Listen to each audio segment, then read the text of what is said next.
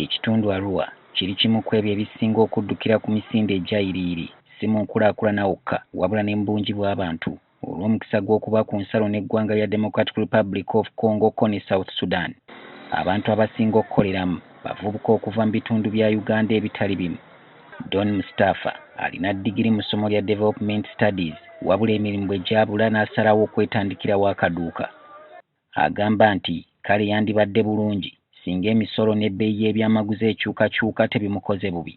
We have so many competitors, price fluctuations, inadequate supply of our products. Mostly for us we deal in produce, beans, cassava flour, maize flour, these things. So there are fluctuations like that. Yeah. Bannayuganda bangi mu Arua abaali agadde okulaba ku nkyukakyuka ey'omuggundu obulamu bwabwe nabwo bubeere bwa njawuloko. Essuubi lino balirinamu abo abavuganya ku bukulembeze bw'eggwanga. Amama Mbabazi nga y'omu ku abo asibye mu kitundu kino okulaga abaayo nga bw'ategeera ebizibu byabwe nga n'olwekyo bamwetaaga okubakulembera. Bano asoose kuyisa kivvulu mu kibuga Arua oluvannyuma ne boolekera ekisaawe kya Hilltop okuwuliriza Mbabazi.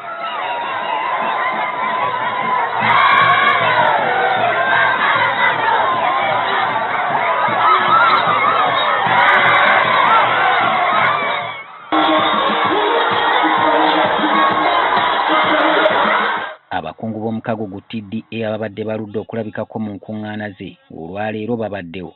Mbabazi abeeno tabayiye era ayogedde ku nsonga ezibaluma ng'atandikira ku masannyalaze.